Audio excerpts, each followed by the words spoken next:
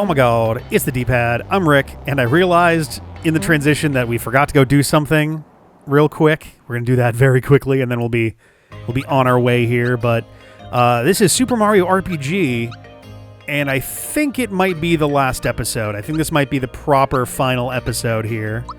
Swinging into Moleville, because I also realized during editing of the episode where we were there, I've done the entire rest of this since Punchinello in one sitting. I think we actually have to buy 3 sets of fireworks for the good fireworks in the ending. So I wanted to go ahead and do that. That's in this one, I think. Yeah, this guy. Oh, or not.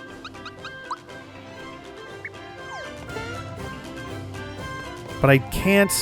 okay, so I'm not insane. I was like, I thought that the way you got... Maybe it is... Maybe they changed it in this game? Because if I can't sell my fireworks... Maybe you have to exchange fireworks and do the little cycle early in the game before you fight 𝐒𝐦𝐢𝐿𝐴𝐴. I might be soft-locked into the slightly less good stuff, but maybe I can give it to her. Okay. Wait, hang on a second. Do I have the regular shiny stone? I do. And I literally don't need it anymore because I have the extra shiny stone. Alright, so now that I've got the Carbo Cookie, I can give it to her. It'll warp me to the top of Midas River. But now she should be... There we go. Now we get the shiny stone again, but no fireworks. So we talk to him. Oh, I'm a little bit low. 342. Let's sell some stuff if we can.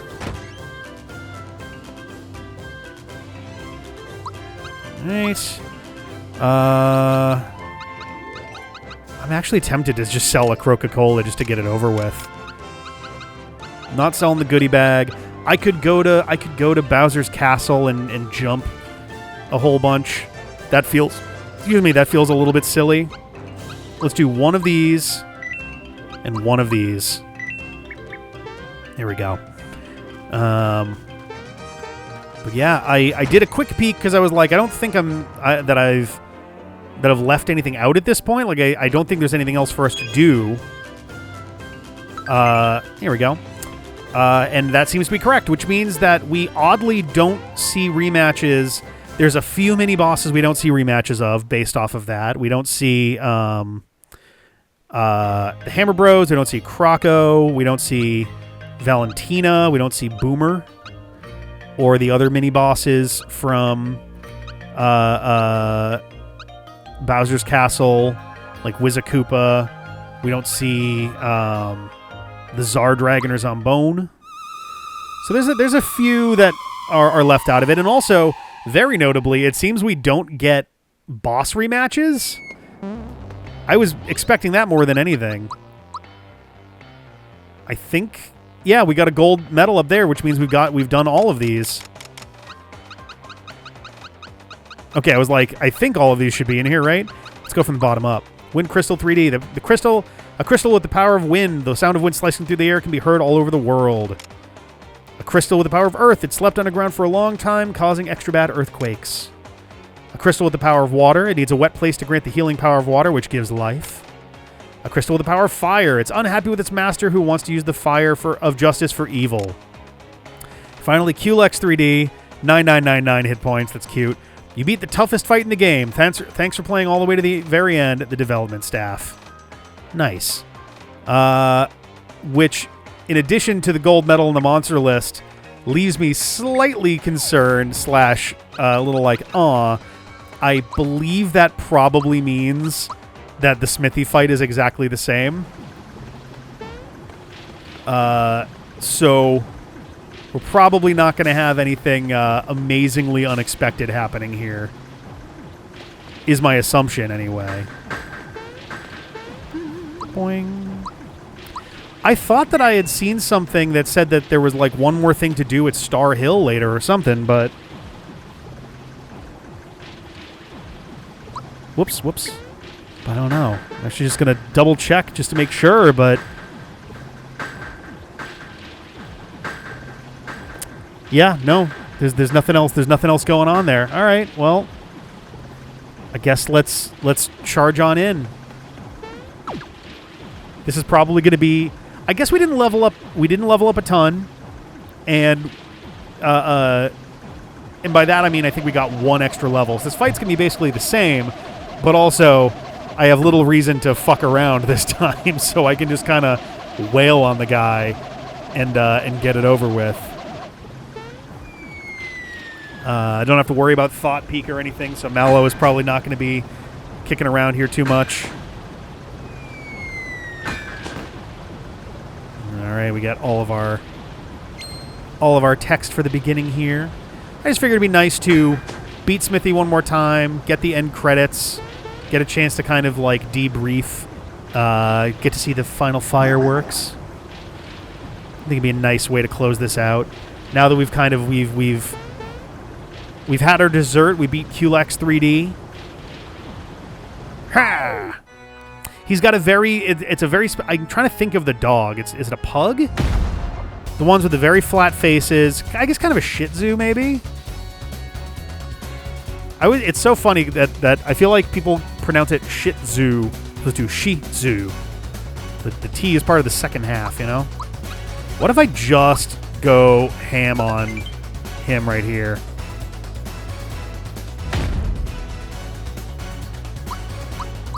Nice. Cool. Like,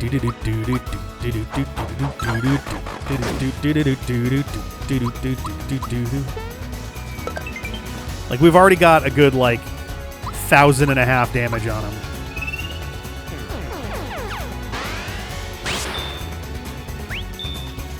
Alright. Meteor Swarm. Whoa. Cool.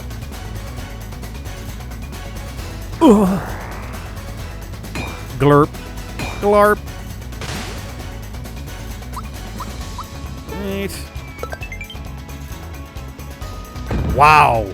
That was so fast. I was figuring on Gino's turn and have him use a Coca-Cola.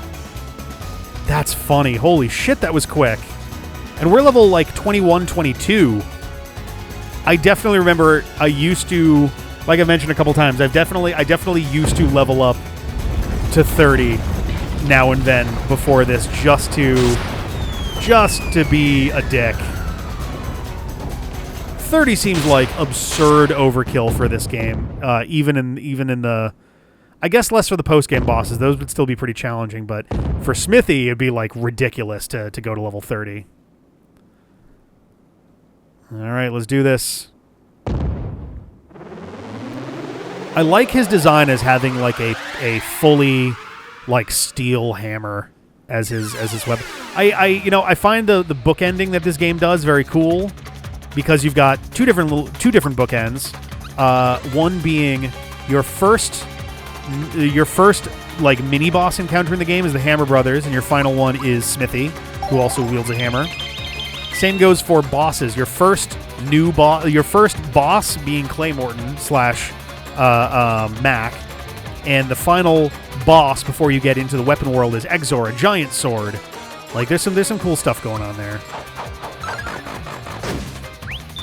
All right. Oh, still some pretty solid damage going on here. All right. Ding.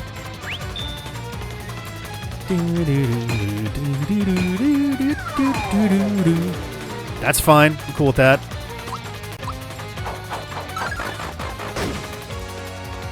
Alright. It's funny if you more or less just ignore most of the main mechanics of the fight, you can end this very fast.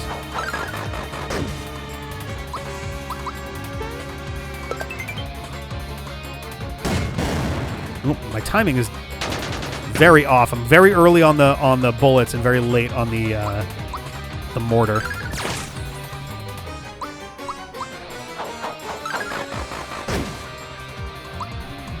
Right. There we go. Oh, I'm very tempted. Let's do it. Yeah, my boys. Do some damage. Ba-pew. Oh my god. So much.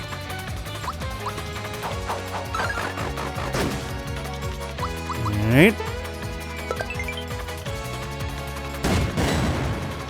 Like, we have to already be pretty close to done here.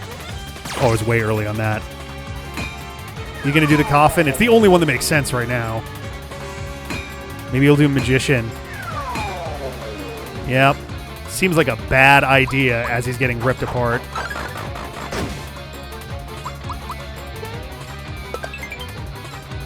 Meteor swarm, alright.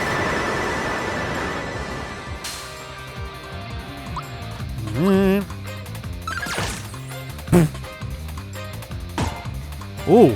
I don't know if he actually did a regular attack during the first battle. It just never wound up happening. And there we go. That'll be it.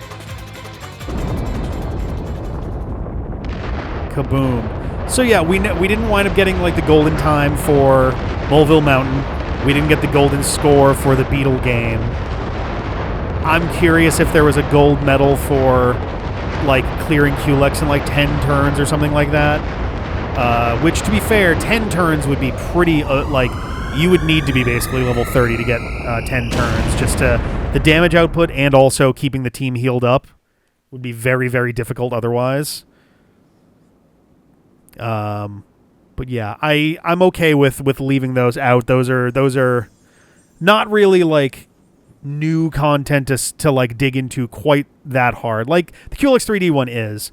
But, like, the Beetle game is literally exactly the same as it was before. And Moleville Mountain is pretty damn close. So, yeah.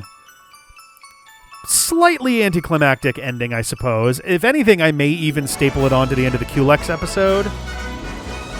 Just because that was definitively, like, that's clearly the final boss. The final boss of the game. But I don't know. I can make that call during editing, I suppose. But yeah. Feels good. Feels good. Let's enjoy our little ending cutscene here. Thank you, everyone. The Star Road is back to normal, and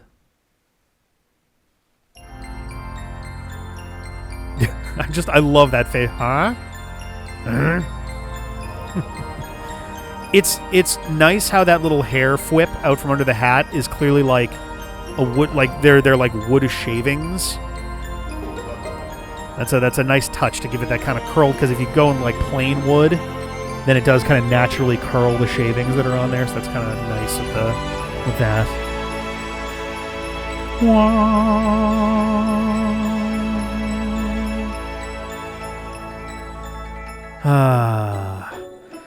Alright, so we just gotta wait till 2054 for the next remake. It'll be a game that can be played entirely inside your cerebral cortex.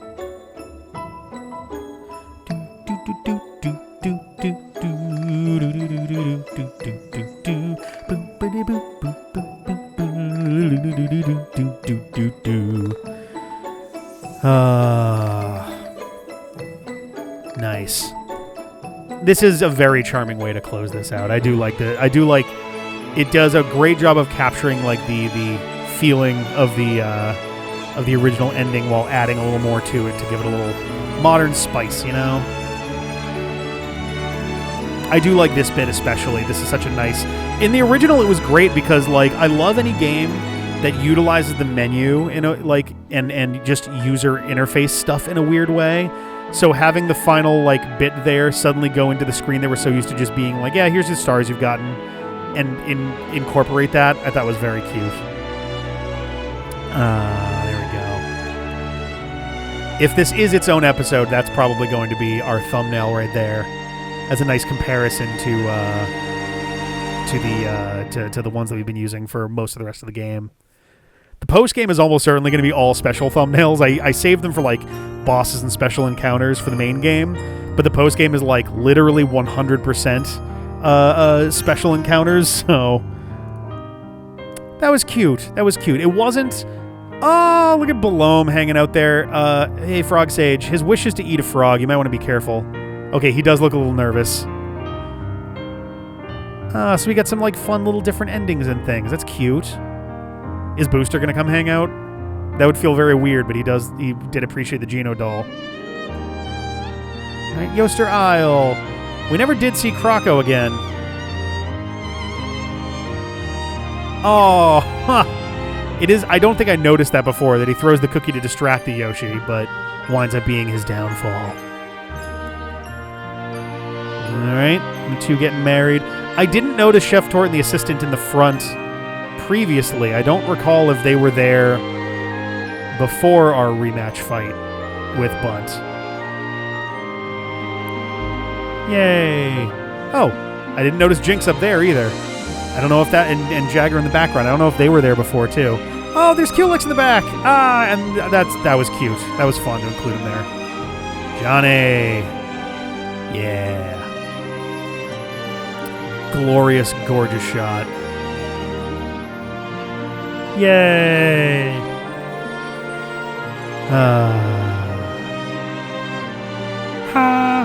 Love it. Love it.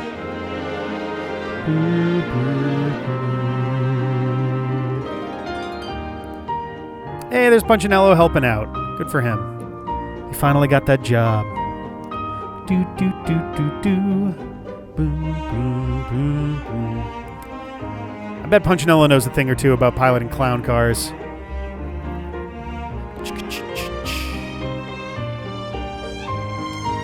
And back to the stage we go.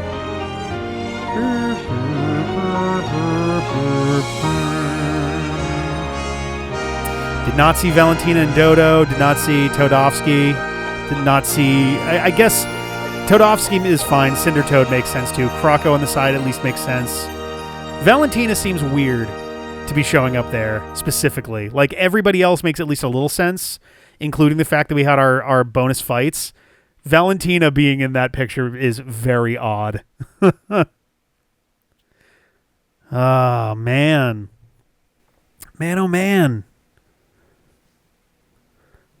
Very cool. Very, very cool. And now we get our credits. Sweet. Well, yeah, so thoughts on Super Mario RPG now that we've properly finished it. I love this game dearly. This was always one of my favorite games on the Super Nintendo. And I appreciate that they brought it back in such a faithful way. There were a lot of ways they could have really changed the gameplay that might not have felt right. I do wish that there was an option to toggle on or off the modern adjustments, which would be the gauge, the power gauge, as well as your backup party switching in. Just because, like, it'd be nice to have the option to do it either way. Mario RPG was never an amazingly difficult game in the first place, outside of like the very final bosses and 𝐒𝐿𝐼. And this game gives you more that makes it even easier, to the point that the post-game bosses are the only ones who feel especially threatening at all. I still love it. It's a very charming game, and I think some of what makes that easier is also like my own familiarity with the game. I think someone playing this for the very first time would have an incredible time with it and not even think twice about the quality of life adjustments. I think the post-game was pretty cute. There's a part of me that wishes there was a little more. I'm surprised you can't fight essentially souped-up machine maids as bonus bosses out of Smithy's gang. Getting to refight mini-bosses that were souped up in a way that were much, much, much harder than the in-game bosses was a nice touch. There were a few that were missing. We mentioned before, Hammer Bros, Croco. At least Croco makes sense considering he's just a shop at the end of the game. But Hammer Bros, Boomer, Zardragon, Zombone, and those at least are dead. Boomer, I think, did fall to his death. I think. I thought the implication was that he did die. Though they could have very easily... Yeah.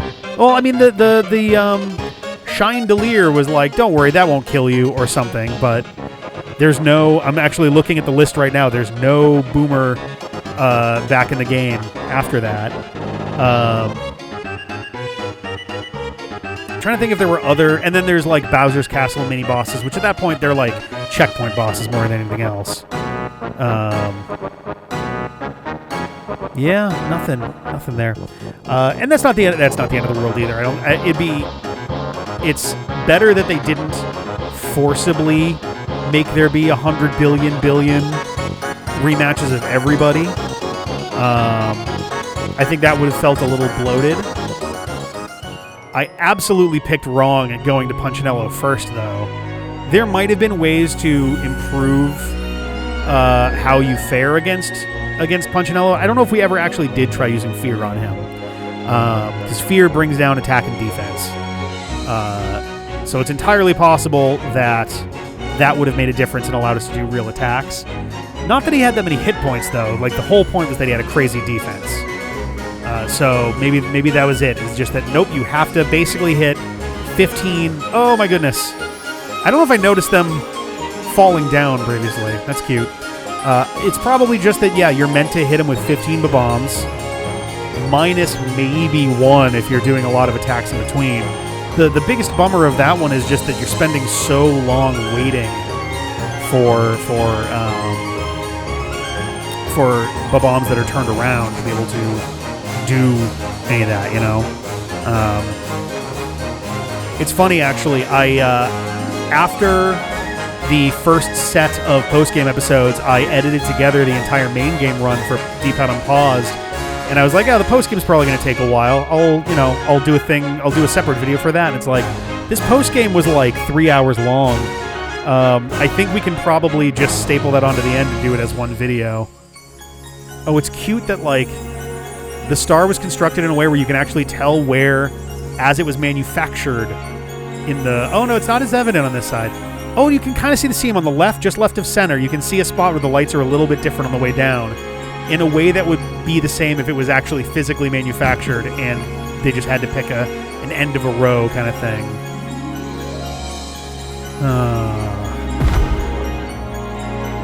1, 2, 3, 1, 2, 3, 1 and 2 and 3 and 1 and 2 and 3, along with the...